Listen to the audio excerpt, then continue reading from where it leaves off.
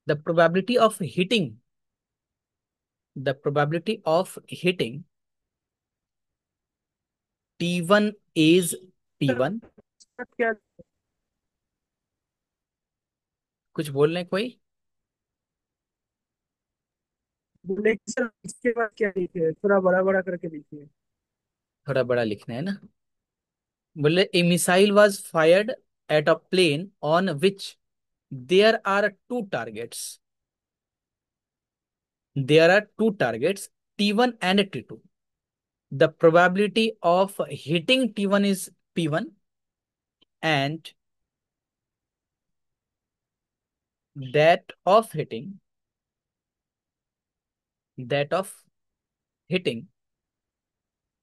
T2 is P2. It is known it is known that T2 was not hit. It is known that T2 was not hit. तो हमें find करना है कि find the probability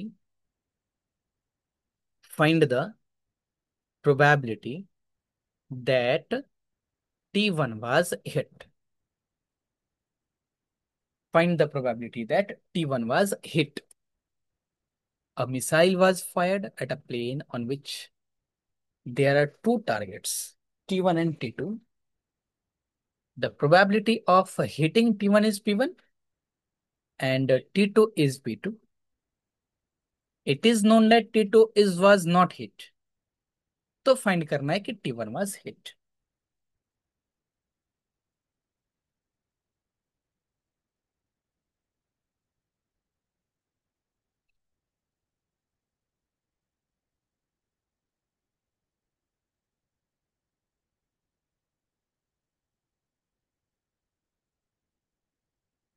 question note करके मुझे confirm करेंगे आप लोग।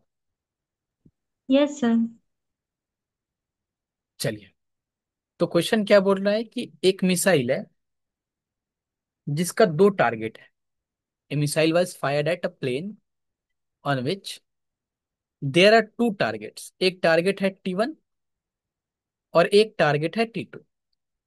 तो बोल रहा है कि T1 टारगेट को हिट करने का जो प्रोबेबिलिटी है वो P1 है और T2 को हिट करने का जो प्रोबेबिलिटी है वो T2 है। कंडीशनल प्रोबेबिलिटी लग जाएगा ना, कि बोल रहा है कि T2 वाज नॉट हिट। तो हमें फाइंड करना है कि T1 वाज हिट। सिंपल सा, दो टारगेट है। T1 टारगेट हिट करने का प्रोबेबिलिटी, T1 टारगेट हिट करने का प्रोबेबिलिटी P1।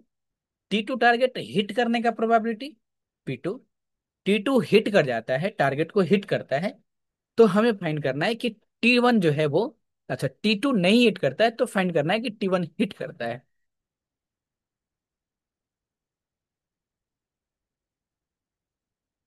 चलिए सोल्यूशन देखते हैं इसका। Given that probability of T1 is equal to small p1 लिखेगा and probability of T2 is equal to P2, where Ti denotes the denotes the event the target Ti was hit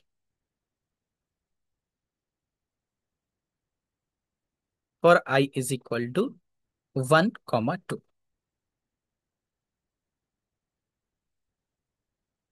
required probability क्या है हमारा? We are to find probability of, क्या बोल रहा था इधर, कि T2 was, it is known that T2 was not hit। It is already known. और T1 हिट करने का प्रोबेबिलिटी फाइंड करना था। यानी कि probability of T1 condition that T2 was not hit, T2 complement, and this is equal to probability of T1 T2 complement upon probability of T2 complement। अब आपके पास तो मैक्सिमम चीज है ही इधर, है ना।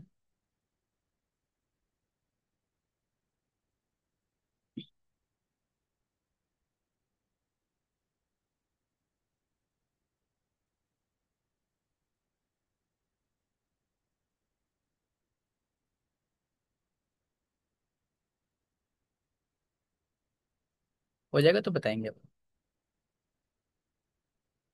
हाँ सर, हो गया। चलिए, प्रोबेबिलिटी ऑफ T1 T2, तो ये तो क्लियर है कि ये हमारा क्या हो जाएगा, this is equal to probability of T1 and T2 complement upon 1 - probability of T2। अब जो भी है हमारा, वो फाइंड करना है प्रोबेबिलिटी ऑफ T1 और T2 कंप्लीमेंट का। चलिए इसको फाइंड कर लेते हैं, ऐसे ही कर लेते हैं इसको, 1 करके और 9 करके। 9 T1, जस्ट एक second।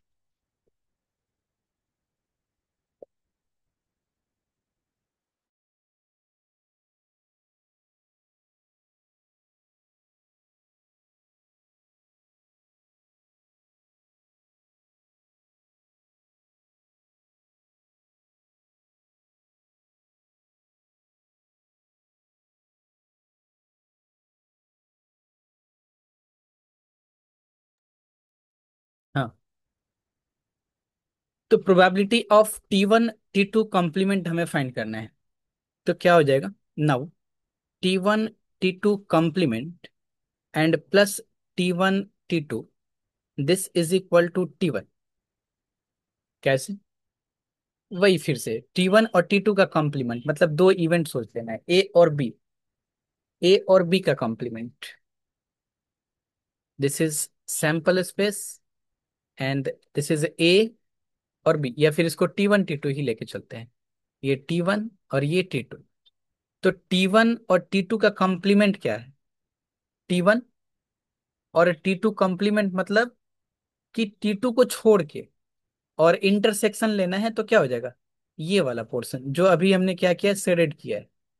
T1 और T2 कंप्लीमेंट का इंटरसेक्शन ये वाला होगा, हाँ या ना, कंफर्म करेंगे एक बार। और प्लस सर। T1 और T2 का इंटरसेक्शन अगर हम देखें, तो ये वाला हो जाएगा हमारा, जो इसको सेडेड किए। तो फाइनली हमारा क्या बनेगा, ये कंप्लीट T1 बनेगा। इसको हम लोग बहुत तरीके से पिछले भी किए थे, ए को ब्रेक करने का, दो mutually exclusive event, where T1 और T2 complement and T1 T2 are mutually exclusive.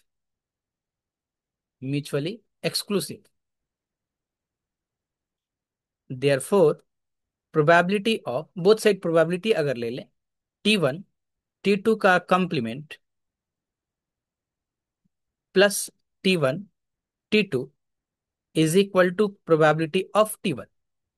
हमें चाहिए था T1 T2 का कॉम्प्लीमेंट, यहाँ पे म्यूचुअली एक्सक्लूसिव है दोनों इवेंट, तो इसको अलग अलग किया जा सकता है।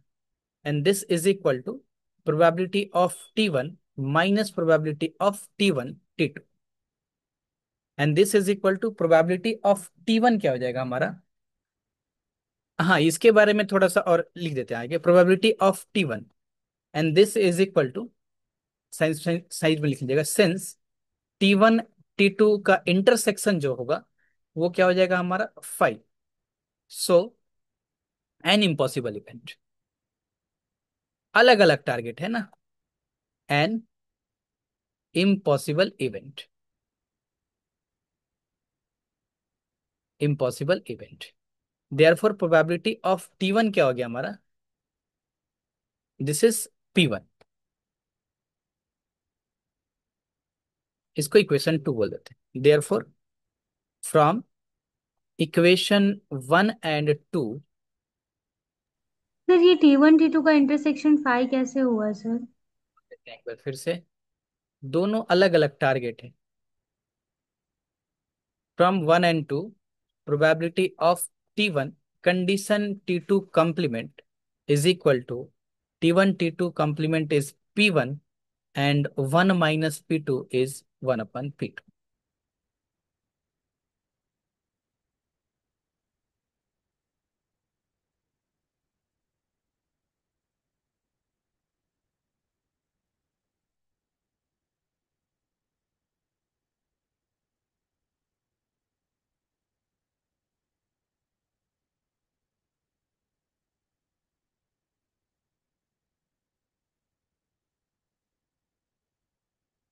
हो गया क्वेश्चन कंप्लीट? नोट कर लिए यहाँ तक आप लोग? Yes sir.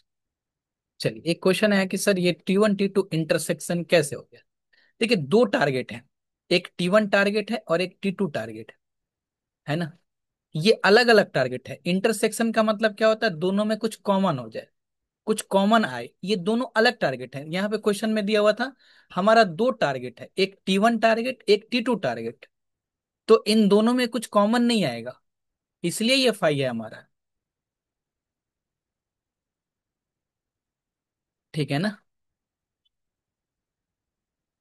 अच्छा, ऐसे सोच रहे हैं क्या कि सर एक टारगेट यहाँ पे होगा और ठीक इसी के पीछे एक और टारगेट हो जाएगा, और फिर हम जब हम मतलब मिसाइल लॉन्च करेंगे तो पहले वाले टारगेट को हिट करेगा, फिर उसके पीछे वाले टारगेट को हिट करेगा। जैसे किसी को गन से अगर ये शूट किया जाए तो पहले वाले को लगेगा, फिर उसी के पीछे दूसरा टारगेट था, दूसरे को लगेगा। क्वेश्चन में क्लियरली बोला है टू टारगेट्स है हमारा, है ना। टू टारगेट्स है, और एज्यूम यही करके चलना है। वो एजम्पशन को लेके वो सोच सकते हैं कि सर ऐसा हो सकता है कि एक ही मिसाइल करे और टारगेट 1 और टारगेट 2 दोनों हिट हो जाए, तो फिर तो इंटरसेक्शन आ जाएगा इसमें कुछ। तो वैसे नहीं लेना है। दो टारगेट है और दोनों टारगेट अलग अलग है हमारा, इसके वजह से इन दोनों का जो इंटरसेक्शन होगा वो इंटरसेक्शन हमारा फाई होगा। क्लियर? डन? यस और नो? Yes sir. चलिए, अब हम बात कर लेते हैं बायस थ्योरम की, एंड देन उसके बाद आगे की तरफ कंटिन्यू करेंगे। लेकिन उसके पहले मुझे आप लोगों को बताना पड़ेगा independence event, independence of event. चलिए, मल्टीप्लिकेशन रूल ये तो हो गया है।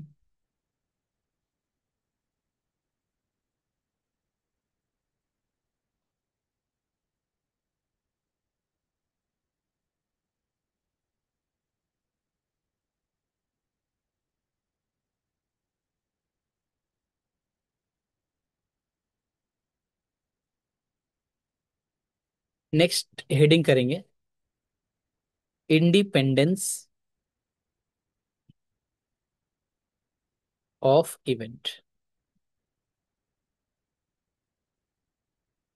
Independence of event.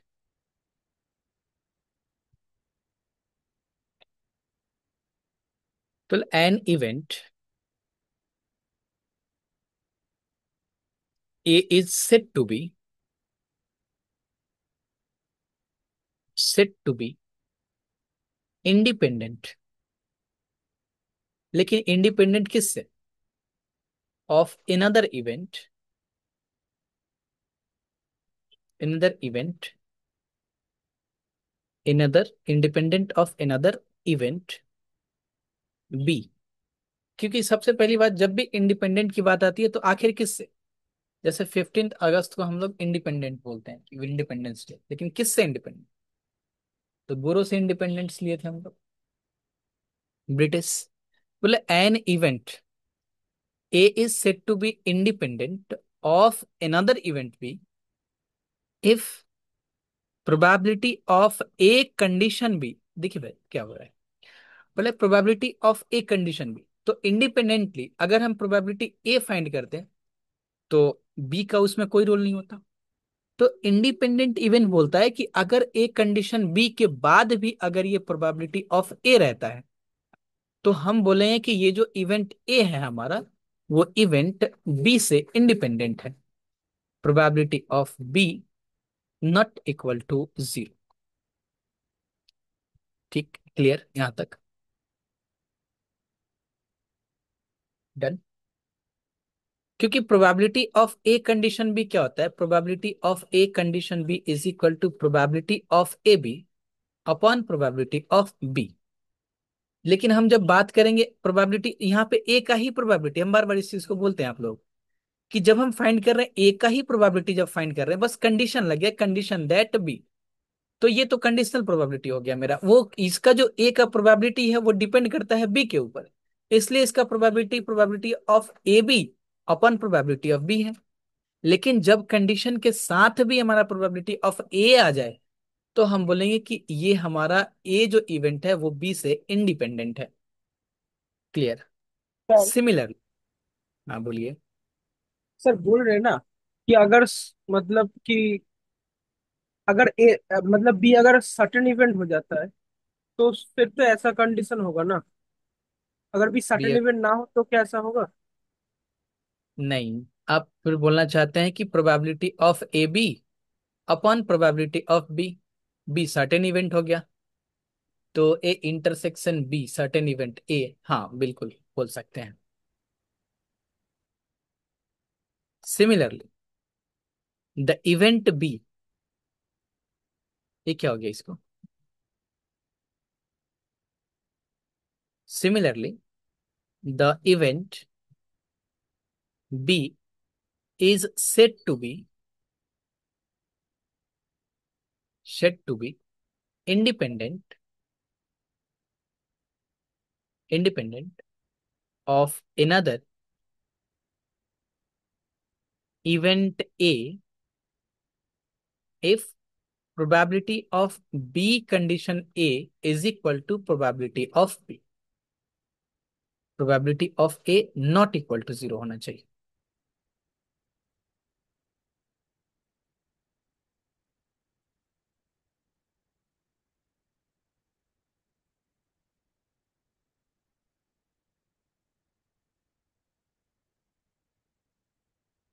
डन, यहां तक नोट करके कंफर्म करेंगे मुझे।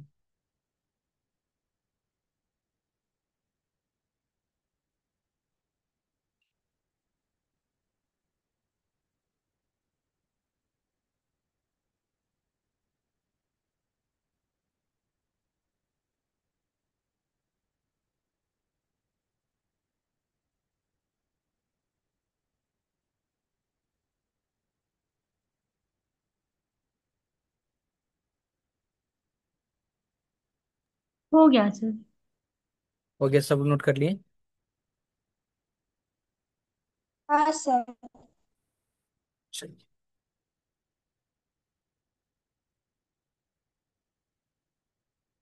इसी को एक और डेफिनेशन टाइप से लिखेंगे हम लोग।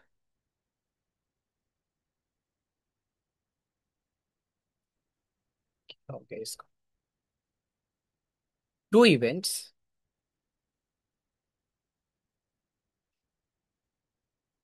To events A and B, A and B are said to be independent independent just एक क्या हुआ देखिए जरा, यस सर ठीक है, इंडिपेंडेंट, इसको पहले लिख लेते हैं फिर समझते हैं। स्टॉस स्टॉकेस्टिकली इंडिपेंडेंट की बात ही है।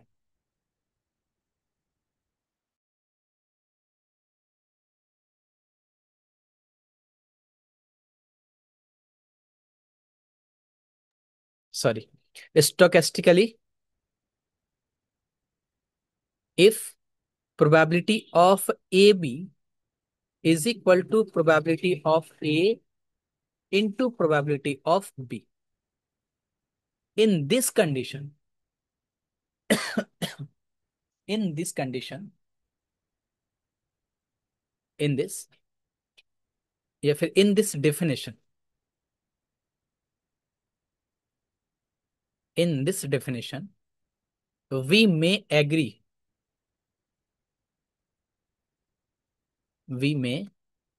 that probability of A equal to 0 हो जाए या फिर probability of B equal to 0 हो सकता है। पिछले कंडीशन में ये डेफिनेशन में नहीं था हमारा। तो दो डेफिनेशन हम लोग देखें, जस्ट 1 मिनट का आप लोग ब्रेक देंगे मुझे, और इसको।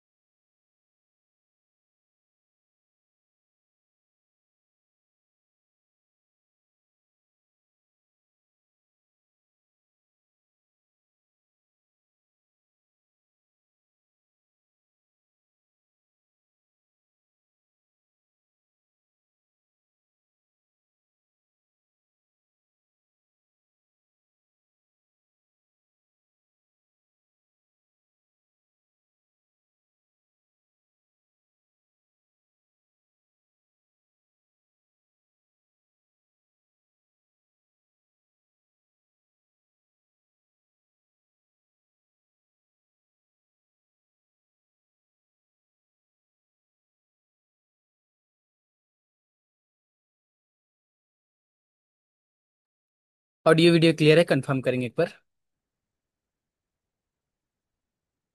यस? हाँ नो? सर। चलिए। तो अभी हमने डेफिनेशन देखा दो इंडिपेंडेंट इवेंट का। एक हमारा क्या है कि ए कंडीशन बी, ये अनदर डेफिनेशन है सर। हाँ, अनदर डेफिनेशन इसको बोल सकते हैं कि ए कंडीशन बी, अगर प्रोबेबिलिटी ऑफ ए आए हमारा, अगर हम बोलते हैं कि ए और बी दो इंडिपेंडेंट इवेंट है, तो हम बोल सकते हैं कि प्रोबेबिलिटी ऑफ ए बी जो होगा वो probability of A into probability of B होगा, है ना। यहाँ पे probability of A not equal to 0, और लेकिन इस कंडीशन में हम लोग प्रोबेबिलिटी ऑफ ए और बी को 0 ले सकते हैं। लेकिन ये मतलब एक मीनिंगलेस की तरह से हो जाता है, ये सारे कंडीशन में ट्रू हो जाते हैं, लेकिन मैथमेटिकली हम लोग यहाँ पे ए और बी की प्रोबेबिलिटी को मतलब 0 एज्यूम कर सकते हैं, है ना। क्लियर? मैथमेटिकली ए और 0 0 ले लेंगे यहाँ पे, लेकिन यहाँ पे probability of A not equal to 0 जब हम कंडीशनल प्रोबेबिलिटी के हिसाब से डिफाइन करेंगे तब। चलिए, तो हम बात करते हैं कुछ एग्जांपल्स के ऊपर, देन हम देखेंगे कि म्यूचुअली एक्सक्लूसिव इवेंट और इंडिपेंडेंट इवेंट ये दो अलग अलग चीज है। ठीक है ना। एक एग्जांपल सबसे पहले देखते हैं, ये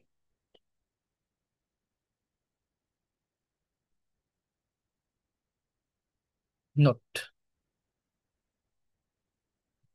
एक नोट लिखिएगा कि the terms,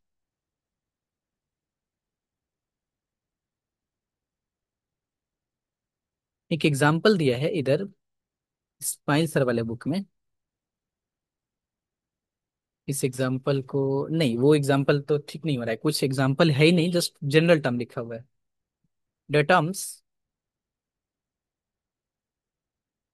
the terms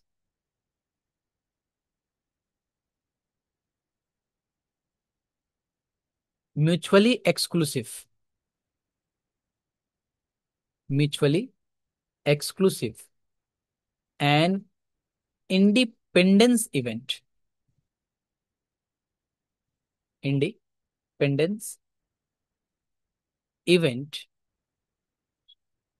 are independent. बड़ा अच्छा मतलब ये लाइन है, इंडिपेंडेंट। क्या बोल रहा है कि जो टर्म म्यूचुअली एक्सक्लूसिव है और जो इंडिपेंडेंस इवेंट है ये आपस में इंडिपेंडेंट है, ये अलग अलग है। ऐसा नहीं है कि म्यूचुअली एक्सक्लूसिव है तो उसको हम लोग बोल देंगे क्या, कि वो हमारा मतलब इंडिपेंडेंट भी होगा। ध्यान रहे, म्यूचुअली एक्सक्लूसिव का मतलब है कि probability of A plus B, अगर म्यूचुअली एक्सक्लूसिव है ए और बी, तो हम बोलेंगे probability of A plus probability of B, यानी कि सम ऑफ इवेंट का प्रोबेबिलिटी जो होगा वो इक्वल होगा इंडिविजुअल इवेंट के प्रोबेबिलिटी के सम के। और जब हम बात करेंगे इंडिपेंडेंट इवेंट की, तो probability of A into B जो होगा वो इंडिविजुअल मतलब इवेंट के मल्टीप्लिकेशन का प्रोबेबिलिटी इक्वल होगा इंडिविजुअल प्रोबेबिलिटी के मल्टीप्लिकेशन के। इन दोनों में थोड़ा सा आप लोग ये रखेंगे, ए इंटू प्रोबेबिलिटी ऑफ बी। ऐसे एन के लिए भी होगा, लेकिन एन के लिए करने का कोई जरूरत नहीं है। एक एग्जांपल लेते हैं, देन आगे इसको तरफ चलेंगे हम लोग। एग्जांपल है कि S is equal to, let S is equal to head head and head tail. समझ सकते हैं आप लोग कि ये किसका सैंपल स्पेस है। दो कॉइन को हमने टॉस किया है, तो ये उसका सैंपल स्पेस है हमारा। हेड हेड, हेड टेल और टेल हेड। हमने एक इवेंट लिया ए, जिसमें क्या है, ये बोथ आर हेड रखे हैं। Event A, both are head, both are head. और एक इवेंट लिया मैंने बी, इसमें रखा है both are tail, both are tail. तो ए क्या हो जाएगा हमारा, ए इवेंट, ये हो जाएगा हमारा हेड हेड, और बी क्या हो जाएगा हमारा टेल टेल।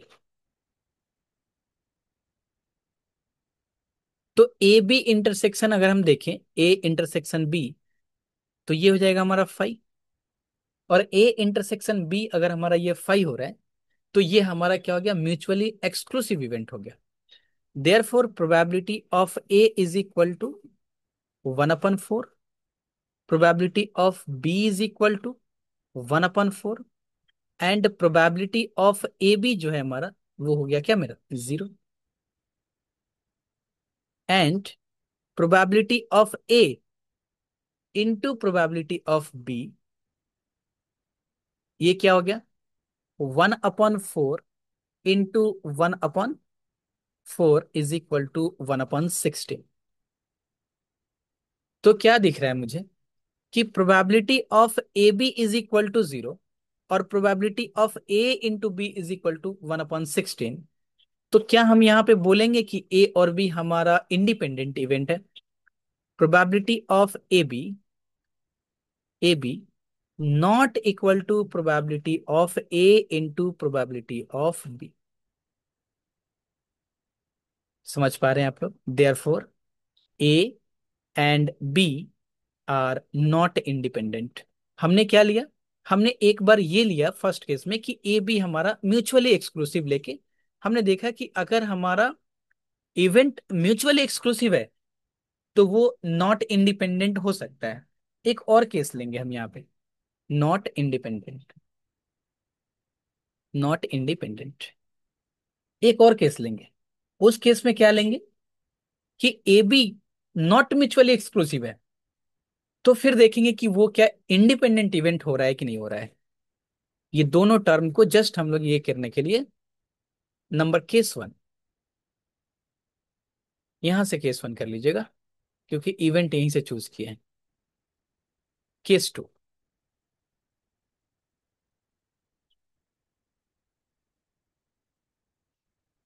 हम लेते हैं इवेंट ए और सैंपल स्पेस चेंज कर लेते हैं इधर पे, नहीं तो फिर इसमें क्लियर नहीं होगा।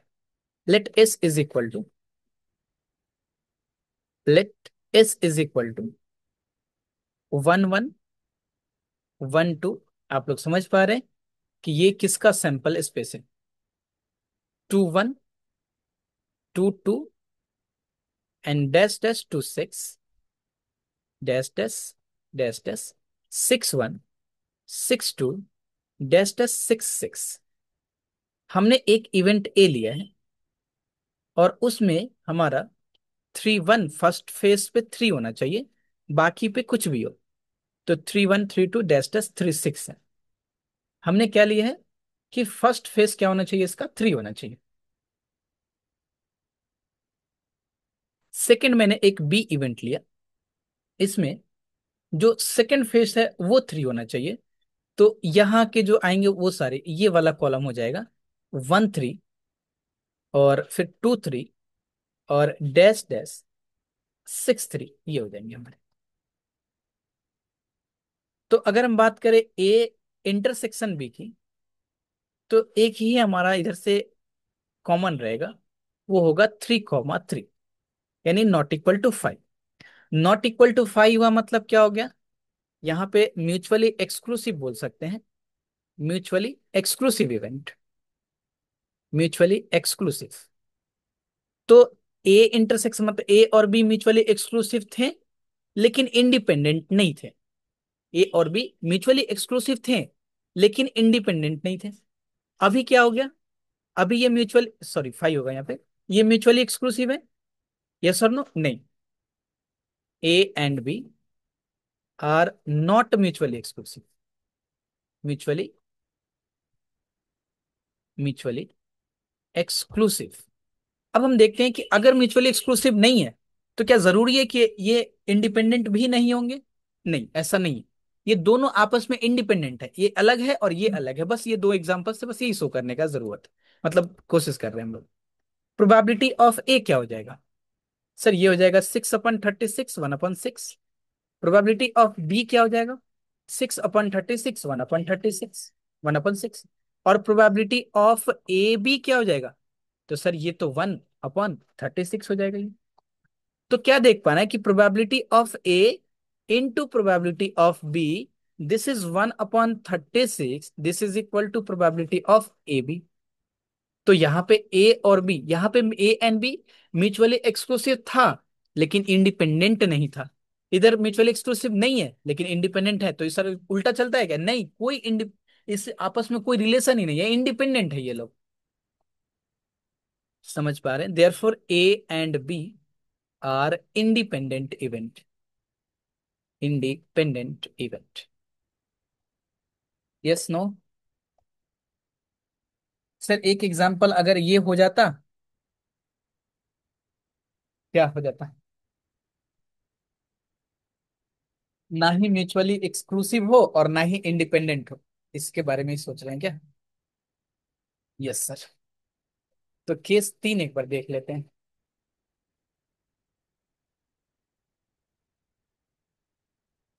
Let S is equal to, same वही डाइस वाले रखते हैं, अब यहाँ पे इवेंट ले लेते हैं। एस इज इक्वल टू लिख लीजिए इधर, 11 16 61 66। क्लियर है ना सैंपल स्पेस? ए एक इवेंट लेते हैं, सेम वही, फर्स्ट पेस हमारा 3 होना चाहिए। और सेकंड इवेंट ऐसा लेते हैं जिसमें क्या हो,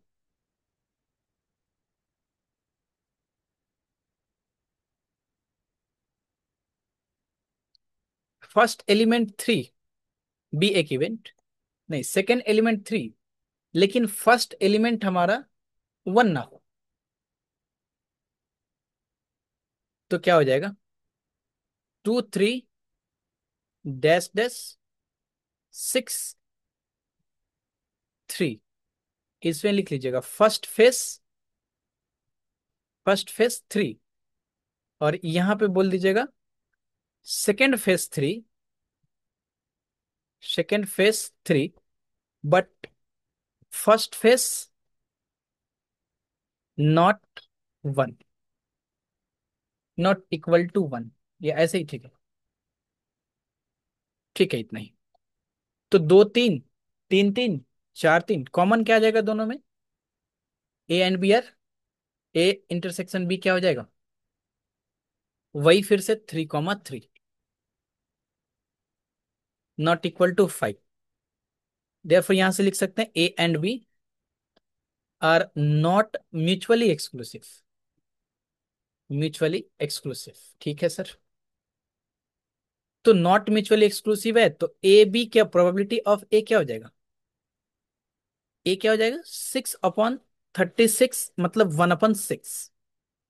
प्रोबेबिलिटी ऑफ बी क्या हो जाएगा, 5/36। और प्रोबेबिलिटी ऑफ ए बी क्या हो जाएगा, 1/36। तो नॉट म्यूचुअली एक्सक्लूसिव और नॉट इंडिपेंडेंट। एक बार mutually exclusive, not independent. Not mutually exclusive but independent. Not mutually exclusive, इधर क्या हो गया, नॉट इंडिपेंडेंट भी हो गया। क्योंकि प्रोबेबिलिटी ऑफ ए बी जो होगा हमारा, ए इंटू प्रोबेबिलिटी ऑफ बी, ये हो जाएगा हमारा 5/6, तो 3, 216। 6 का क्यूब हो जाएगा 216, not equal to probability of A B. Therefore A and B are not independent. तो म्यूचुअली एक्सक्लूसिव और हमारा म्यूचुअली एक्सक्लूसिव और इंडिपेंडेंट इवेंट में कोई ऐसा रिलेशन नहीं है कि म्यूचुअली एक्सक्लूसिव होगा तो इंडिपेंडेंट के बारे में कुछ बोला जा सके, या फिर अगर इंडिपेंडेंट है तो म्यूचुअली एक्सक्लूसिव के बारे में कुछ बोला जा सके। ऐसा कोई केस नहीं है हमारे पास।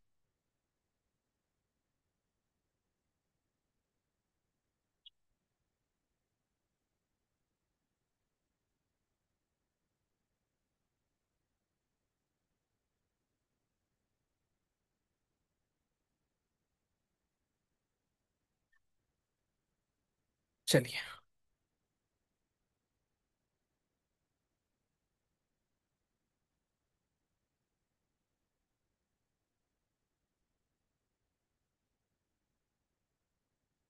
डन, यहां तक नोट कर लिए सब लोग?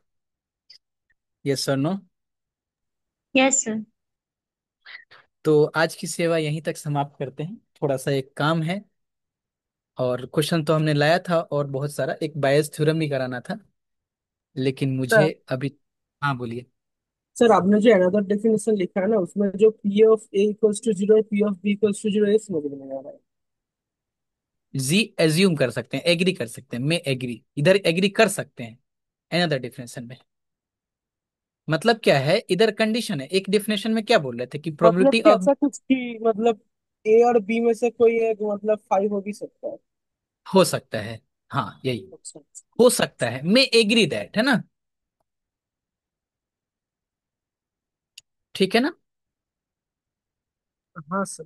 तब सर ऐसे क्या बोल सकते हैं कि जो मतलब जो सब इवेंट होता है, मतलब हर एक पॉसिबल इवेंट इम्पॉसिबल इवेंट के साथ मतलब इंडिपेंडेंट है, ऐसा कुछ ना। हाँ बिल्कुल। चलिए, और कुछ क्वेश्चंस वगैरह हैं आप लोगों के तो बोलिए, नहीं तो हम क्लास एंड करते हैं अभी, है ना? कल क्लास फिर होगी, हो सकता है कल थोड़ा लंबा क्लास लें और इसको एंड किया जाए, क्योंकि 9-10 क्लास हो गए आज। और ये खत्म होता है लगभग 7-8 क्लास में, खत्म हो जाना चाहिए था हम लोगों का। वैसे कुछ कंसेप्ट और है नहीं, एक बायस थ्योरम है, बाकी क्वेश्चंस करने हैं। तो क्वेश्चन आप लोग अब बुक से करना शुरू कर दीजिए, क्योंकि नंबर ऑफ क्वेश्चन इतने हैं, मैं आप लोग को बता रहा था, कल भी बता रहा था कि लगभग 150 के आसपास क्वेश्चंस। और एस बनर्जी सर का तो बुक अभी छोड़ देते हैं, देश बनर्जी सर का। 200-250 क्वेश्चन है लगभग इसकी। तो कोशिश करिए आप लोग खुद से कुछ क्वेश्चंस करने वरने का, और 1-2 क्लास लेके हम इसको एंड करते हैं और फिर चलते हैं हम लोग ज्वाइंट एक्सपेरिमेंट में। Thank you.